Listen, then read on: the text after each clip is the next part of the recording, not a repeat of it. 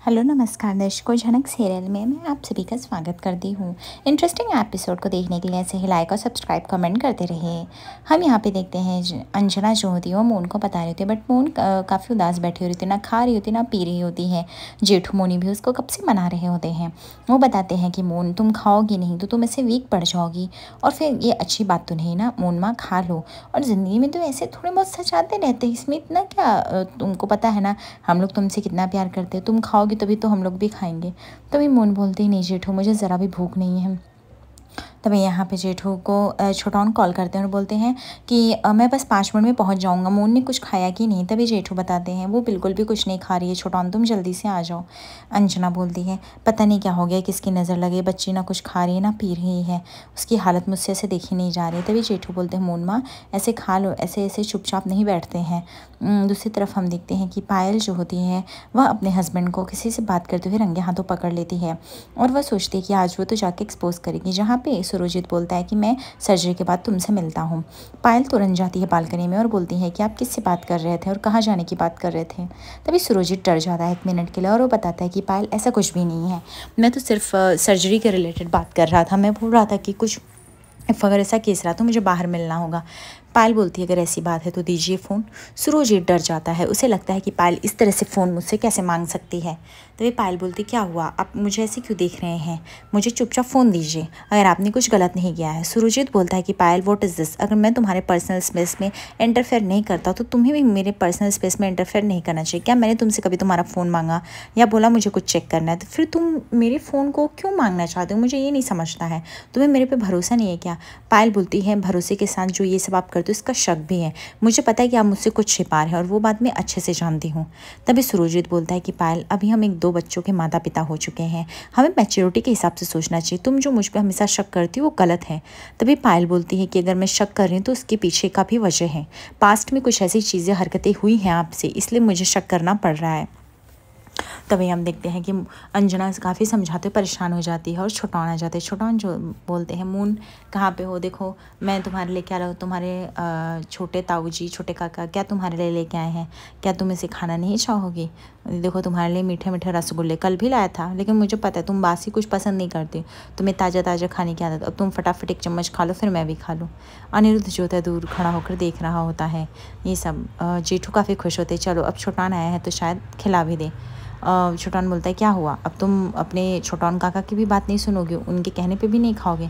तभी मून बोलती है कि काका मेरा सच में दिल नहीं है वरना मैं खा लेती। तभी अंजना बोलती है मून बेटा खा लो, छोटौन तुम्हारे लिए इतनी दूर से आए हैं। अर्शी बोलती है पता नहीं क्या ड्रामा चल रहा है। अनिरुद्ध बोलता है तुम्हें खुश होना चाहिए, छोटौन आए हैं, अब वो खिला देंगे मून को। तभी अर्शी बोलती है रायता भी तो इन्हीं दोनों ने फैलाए हैं और अब क्या नाटक कर रहे हैं, और मुझे समझ में नहीं आता ये लोग क्या घर में यहाँ पे आना जाना लगाए रहते हैं। तभी अनिरुद्ध बोलता है कि क्यों नहीं आना जाना लगाए रहते, तुम्हें पता है जो भी बिल्डिंग का रिकंस्ट्रक्शन हो रहा था उन लोगों ने अपने हिस्से का कुछ भी नहीं लिया, उन्होंने सब कुछ मेरे हिस्से में डाल दिया और उन्होंने बोला उनका जब मन करेगा वो इस घर में आ सकते हैं। तो अर्शी तुम ही सोचो फिर मैं उनको किस हक से यहाँ पर रोक सकता हूँ। और एनीवेज अगर वो 1 दिन के लिए 2 दिन के लिए आ रहे जा रहे हैं दैट इज़ ओके, इससे ज़्यादा हमारा कुछ हक नहीं बनता है।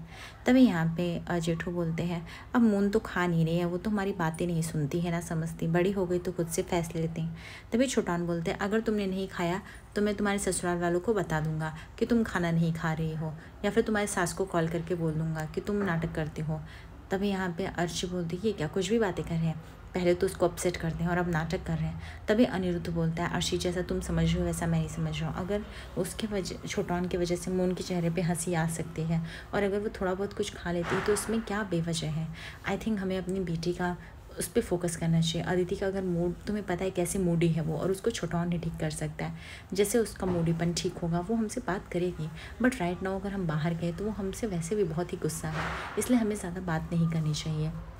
तभी यहाँ पे पायल बोलती है क्यों क्या हुआ, शौक लगा आप पे, मैं वैसे भी पहले 1-2 बार भरोसा करके सब पश्चाताप कर चुकी, अब मैं वापस से मौका नहीं देना चाहती, इसलिए प्लीज़ लाइए फ़ोन और मुझे देखने दीजिए, मैं देखूँ तो कौन सी अर्जेंट मीटिंग की बात हो रही है, या तो आप मुझे बेवकूफ़ समझते हैं क्या कि मैं पढ़ी लिखी नहीं हूँ या मुझे चीज़ें समझ में नहीं आती हैं। या फिर इस घर में ऐसा होने लगा है 2-2 शादियों का रूल, तो आप भी यही समझने लगे।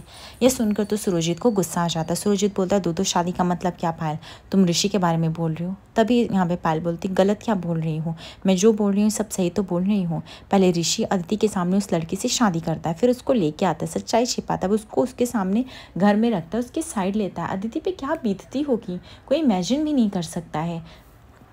अब मुझे फ़ोन ला दीजिए। तभी यहाँ पे सुरजीत का फ़ोन आता है, स्पीकर पे रखती है पायल और सुरजीत को बोलती। सुरजीत बोलता है हेलो। तभी वहाँ पे लड़की की आवाज़ आती है और बोलती है कि क्या कर रहे हो तुम, घर से निकले कि नहीं? तभी सुरजीत बोलता है मैं तुम्हें थोड़े टाइम में कॉल करता हूँ। और वो बोलता है सुरजीत चलो मैं जा रहा हूँ, डॉक्टर आसमा बहुत ही अच्छी है, ठीक है पायल अपना ध्यान रखो। पायल सोच रही होती है कि मैं इस बार चुप नहीं बैठूंगी, इस बार तुम्हें रंगों हाथों पकड़ूंगी ही। तभी यहाँ पे अनिरुद्धर्षि देख रहे होते हैं। छोटौन जो होते हैं वह बोलते हैं कि अरे जल्दी से लेके आओ बोदी, मुझे मोन के पसंद का सब खाना खिलाना है उसको, क्या बनाई हो? तभी यहाँ पे बोदी बताती है कि मैं उसके मन का पास्ता और सैंडविच बनाई। तो भी छोटौन बोलते बस इतना ही, अब ये सब थोड़ी खाती होगी, पता नहीं इसके ससुराल में इतने सारे खाने मिलते भी होंगे कि नहीं मिलते होंगे, अब शक्ल देख के तो नहीं लग रहा है, नहीं तो अब तक मोटी तो हो ही गई होती, लगता है यहाँ पे कोई खाना वाना नहीं बनाता। तभी अदिति बोलती ऐसी कोई बात नहीं है, वहाँ पे मैं खाना खाती हूँ और मुझे भी भूख नहीं है, प्लीज़ छोटान काका जिद मत करो। तभी छोटान बोलते अगर तू नहीं खाएगी तो मैं तेरी सास को कॉल कर दूंगा और मैं बोल दूंगा तू खाना नहीं खा रही है, फिर क्या तुझे अच्छा लगेगा? और उन्हें बोल दूंगा वो बोल रही है कि तुम्हारे यहाँ के खाने बहुत बकवास बनते हैं, और मैं ये बोलने में ज़रा भी नहीं हिचकिचाऊँगा, अब चुपचाप खा लें। दूसरी तरफ हम देखते हैं कि यहाँ पे झनक और मिस्टी तैयार हो रहे होते हैं एग्ज़ाम के लिए, जहाँ पे ऋषि जो होता है वो बोलता है झनक तुमने अपना सब कुछ प्रिपरेशन कर लिया ना, अब फटाफट चलो। और यहाँ पे वो मिस्टी को समझाता है मिस्टी कोई क्वेश्चन आए या ना आए, लेकिन सबसे पहले तुम सारे आंसर शीट को अच्छे से देखना और क्वेश्चन पेपर को अच्छे से रीड करना, जो पहले आए वही अटैम्प्ट करना, जो ना आए उसके लिए जगह छोड़ देना, फिर बाद में आना, और प्लीज़ अच्छे से करना। तभी यहाँ पे हम देखते हैं कि तनुजा भी बहुत आशीर्वाद देती हैं, बोलते हैं मिस्टी इस बार मेडिकल में तो टॉप ही करना है। तभी यहाँ पे अभिमन्यु भी बोलते हैं हाँ हाँ हमें भी फ़क्र होना चाहिए, आखिर सुरजीत के बाद तुम्हें भी तो नाम रोशन करना है, हम नहीं चाहते ना कि सुरजीत के बाद हम कोई हमारे घर में डॉक्टर ना बने। तभी सुरजीत बोलता है क्या दादा आप भी, आखिर वो काका की बिटिया है, इतना तो करेगी ही, और इतने भी मार्क्स उसके गंदे नहीं थे, मार्क्स तो मुझे अच्छे ही लगे और वो कर लेगी, आई थिंक हमें उसको सपोर्ट करना चाहिए। मिस्टी तुम जाओ और अच्छे से एग्ज़ाम में लिखो।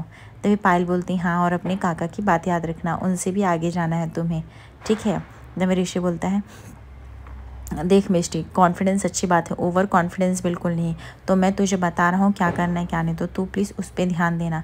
तभी यहाँ पे तनुजा बोलती है अरे हाँ हाँ मिस्टी इतनी पढ़ी है कर सकती है, ठीक है? तो ऋषि बोलता है कि क्या है झनक तुम अभी तक चलोगी नहीं, बहुत लेट कर रही हो। तभी यहाँ पे तनुजा बोलती क्यों, तो तुम दोनों को साथ में क्यों लेके जा रहे हो? मिस्टी का सेंटर कुछ और है, झनक का सेंटर कुछ और, फिर दोनों को तुम एक साथ कैसे छोड़ोगे? तभी ऋषि बोलता है मैं पहले झनक को छोड़ता हुआ जाऊँगा फिर मिस्टी को छोड़ूंगा। तभी ये बात किसी को पसंद नहीं आती। यहाँ पे बौड़ो माँ भी बोलती हैं ऋषि तू ही क्यों उस लड़की को छोड़ेगा, कोई और भी छोड़ देगा ना, तू जाना मिस्टी को छोड़, हम में से कोई चला जाएगा जो उसको छोड़ देगा। तभी यहाँ पे ऋषि बोलता है लेकिन मैं छोड़ दूंगा तो इसमें क्या प्रॉब्लम हो जाएगी, मैं भी तो उसी रास्ते से जा रहा हूँ। तभी तनुजा बोलती है ऋषि तुझे एक ही बात क्यों समझानी पड़ती है, मुझे ये नहीं समझ में आता, और ये लड़की ये क्या अपने आप से नहीं जा सकती है क्या, इसको नहीं पता है अभी भी खड़ी होकर सिर्फ टाइम वेस्ट कर रही है। तभी यहाँ पे हम देखते हैं कि नीलू बोलती है बस कर ऋषि, क्या तुझे समझता नहीं है कि अगर अदिति होती तो कितनी हर्ट होती, तो ये सब करता है झनक के लिए इसलिए उसे गुस्सा आता है। तभी यहाँ पे ऋषि बोलता है कि तो मैं अब अदिति से पूछ कर काम करूँ, मैं सिर्फ छोड़ने जा रहा हूँ, दैट इज़ ओके, इसमें कौन सी बड़ी बात है। सुरजीत भी ऋषि का सपोर्ट करता है कि सिर्फ छोड़ने ही तो जाना है, अब दोनों को छोड़े साथ में छोड़े क्या प्रॉब्लम है। तभी तनुजा बोलती काम कर तू जा झनक को छोड़, मिस्टी के पापा जो है मिस्टी को जाके छोड़ देंगे। तभी अभिमन्यु बोलते हैं अरे मैं कैसे, ऋषि जा रहा है ना। झनक को पूछा जाता है कि तुम अभी तक क्यों नहीं गए और तुमने क्यों नहीं बोला कि किसी को छोड़ने के लिए। जेठू बोलते हैं अरे बेटा तुम टेंशन मत लो, मैं झनक को मैं या फिर पुतुल छोड़ देंगे, ऋषि तुम लेके जाओ मिस्टी को, एग्जाम सेंटर के लिए बहुत लेट हो जाएगा। पर ऋषि मना कर देता है, बोलता है कोई ज़रूरत नहीं, मैं जब उसी रास्ते से जा रहा हूँ जेठू तो मैं उसको छोड़ता हुआ जाऊँगा ना, फिर आप बार बार क्यों बोल रहे हैं ऐसा। नीलू बोलती है और ये लड़की कम से कम आज के दिन तो खुद से भी तो जा सकती, वैसे तो कहने को गाँव से यहाँ से वहाँ कर लेती है सब कुछ, अब क्या इसको ऋषि के ही साथ जाना है, किसी और के भी साथ जा सकती है ना। एक काम करो मैं ही लेके जाती हूँ मिस्टी को छोड़ने, तू जा। तभी पायल बोलती सच में ऋषि क्या तुम्हें दिखता नहीं है कि तुम्हें इस लड़की के अलावा तुम्हें किसी और पे भी ध्यान देना चाहिए, हद हो गई है, अदिति को ये सब चीज़ें नहीं पसंद, तुम वही सब कर रहे हो। मिष्टी बोलती माँ क्या मैं अपने आज एग्ज़ाम पे कंसंट्रेट कर सकती हूँ, घर की फालतू बकवास की वजह से मेरा माइंड डिस्टर्ब हो रहा है, डिस्ट्रैक्ट होने की वजह से मैं कुछ कर नहीं पाऊँगी। तभी ऋषि बोलता है तू क्यों इतने डिस्टर्ब हो रही है, जब मैंने बोल दिया है कि चुपचाप चलो तुम दोनों मेरी गाड़ी में बैठो तो फिर इसमें प्रॉब्लम क्या है। और झनक तुम क्या कब से रीड कर रहे हो। तभी झनक बोलती मैं रिवीजन कर रही हूँ, वो सुबह से अच्छे से रिवीजन नहीं किया था ना इसलिए फिर से कर रही हूँ। तभी ऋषि बोलता है कि क्या तुमने नाश्ता किया है कि नहीं। तभी झनक बोलती हाँ वो मैंने नाश्ता तो नहीं किया है ठीक से। सुनकर जेठू बोलते क्यों झनक बेटा ऐसा क्यों, तुम नाश्ता क्यों नहीं किए। तभी तनुजा बोलती है कि अब क्या इसका नाश्ता हम बना के देंगे जो इसको खिलाएंगे, इसको नाश्ता करना था तो खुद से भी जाके तो खा सकती थी ना। अब जो हम मिष्टी को ट्रीट कर रहे हैं वैसा इसको तो नहीं कर सकते ना वापस से बराबर। तभी ऋषि बोलता है कि झनक ऐसा क्या हो, तुमने खाना क्यों नहीं खाया, तुम खुद से भी तो खा सकती थी। तनुजा बोलती बस कर ऋषि, तू इस लड़की को भी बोल सकता है, हमने क्या इसके हाथ पैर बांधे हैं, खाने नहीं देने के लिए बोला है, पर ये लड़की बहुत नाटक करती है। तभी बड़ो माँ बोलती है एक काम करो जरा लड़की तू चुपचाप किचन में जाके खाना खा ले, हमेशा डांट खाने वाला काम क्यों करती है। पुतुल बोलती है कि बड़ो माँ आप एटलीस्ट उसको खाना परोस नहीं सकती, उसे याद तो दिला सकती थी, उसे खाने के लिए बोल तो सकती थी ना। तभी नीलू बोलती पुतुल तू क्या चाहती, घर की नौकरानी के लिए काकी माँ बड़ो माँ उसके पीछे पीछे घूमते रहे खाने पीने के लिए। तभी यहाँ पे ऋषि नीलू का बहिष्कार करता है और बोलता है बस करें नीलू दीदी, कम से कम आप लोग उसकी इज्जत नहीं कर सकते तो बेइज्जत भी मत क्या कीजिए। आप लोग को अच्छे से पता है इस घर में मैं और जेठू लेके आए हैं उसको, बार बार उसकी इंसल्ट करना, उसको नीचा दिखाना, ऐसा क्यों करते हैं आप लोग। खाए या ना खाए आप लोग को 2 वक्त की रोटी पूछनी है। अरे एक लड़की जा रही है, मेहनत कर रही है, गाँव से आई है, नाम कमाएगी तो हमें भी अच्छा लगेगा, हमारे भी घर की आगे प्रशंसा होगी। लेकिन आप लोग को ये बातें क्यों नहीं समझ में आती, हमेशा उसको नीचा दिखाते रहते हैं। तभी जेठू बोलते हैं झनक बेटा ये तुमने गलत किया, तुम्हें खाना खा लेना चाहिए, सुबह का नाश्ता बहुत ज़रूरी होता है बेटा, एक काम कर पुतुल जा खाना ला। तभी झनक बोलती नहीं नहीं मुखिया जी मैं सच्ची बोल रही हूँ, मैं एग्ज़ाम ख़त्म करके खाना खा लूँगी, पर अभी मुझे भूख नहीं है प्लीज़। तभी यहाँ पे तनुश्री बोलती अगर तुम्हें खाना है तो जाके खा लो, इतना नाटक करने की कोई ज़रूरत नहीं है। और तभी यहाँ पे झनक बोलती मैं आप लोग को तकलीफ़ देने नहीं आई हूँ, ना ही मैं इस घर में रुकने आई हूँ, मैं अपना एग्ज़ाम दे के चली जाऊँगी। काकी माँ और बड़ी काकी माँ प्लीज़ चिंता मत कीजिए, मैं यहाँ पर आप लोग को बिना डिस्टर्ब किए चली जाऊँगी। तभी नीलू बोलती है वो दिख रहा है तुम हमें कितना डिस्टर्ब कर रही हो, कितना नहीं डिस्टर्ब कर रही हो, हर बात पर सिर्फ तुमको एक स्पेशल ट्रीटमेंट चाहिए जो हमसे ही तुम्हें लेना रहता है। तभी यहाँ पे ऋषि बोलता है क्या हम आज के दिन के लिए बात छोड़ सकते हैं या फिर हमें यही बात रिपीट करनी है। उसके बाद यहाँ पे झनक जो होती है वो फटाफट जाती है, वो जेठू का आशीर्वाद लेती है और वो बोलती है कि प्लीज़ मुखिया जी मुझे आशीर्वाद दीजिए। मुखिया जी बोलते मेरा आशीर्वाद सदैव तुम्हारे साथ है। उसके बाद वह आगे बढ़ती है अपनी बड़ी काकी का आशीर्वाद लेने के लिए इंदुमती का, बट वो आशीर्वाद नहीं देती है, वो घर के एक मेंबर के पास जाती है, बट सब लोग उसे आशीर्वाद देने से इनकार करने लगते क्योंकि उससे कोई खुश नहीं रहता। तभी झनक बोलती है मुझे पता है आप लोग मुझसे खुश नहीं हैं, लेकिन मैं आप लोग के घर से जल्द चली जाऊँगी एक दिन, फिर शायद आप लोगों को अच्छा लगेगा। मैं यहाँ पर ज़्यादा रुकना नहीं चाहती, सिर्फ मुखिया जी की वजह से हूँ, मेरा एग्ज़ाम ख़त्म होते ही मैं अपने गाँव चली जाऊँगी। उसके बाद यहाँ पे तनुजा का भी पैर छूने के लिए आती। तभी तनुजा बोलती हमारा आशीर्वाद तुम्हें तभी मिलेगा जब तुम इस घर से जाओगी। नीलू भी बोलती तुम्हारा लास्ट दिन रहेगा ना, हम खुशी खुशी तुम्हें आशीर्वाद देंगे कि तुम यहाँ पे वापस से मत आना। तभी यहाँ पे झनक बोलती नीलू दीदी आप चिंता मत कीजिए मैं नहीं आऊँगी। तभी पुतुल जाती है और वह वेल्डन करती है और वह शाबाशी देती है झनक को कि मुझे पता है तुम ये भी परीक्षा में टॉप करोगी, ठीक है, मुझे और बाबा को तुम पे बहुत नाज है, और झनक प्लीज़ अच्छे से एग्ज़ाम देना, अच्छे से सब कुछ करना। उसके बाद मिष्टी भी जो होती है वो जेठू का आशीर्वाद लेती है और उसके बाद अपनी माँ का आशीर्वाद लेती है। उसकी माँ से पुचकारती रहती हैं, झनक को उसकी अम्मा की याद आती है और वह सोच रही होती कि अगर आज उसकी माँ होती तो शायद उसे भी करती। ऋषि समझ जाता है झनक के उदास चेहरे के पीछे का रीज़न। आगे एपिसोड पे बने रहे। दर्शकों लाइक सब्सक्राइब शेयर करना ना भूलें। धन्यवाद।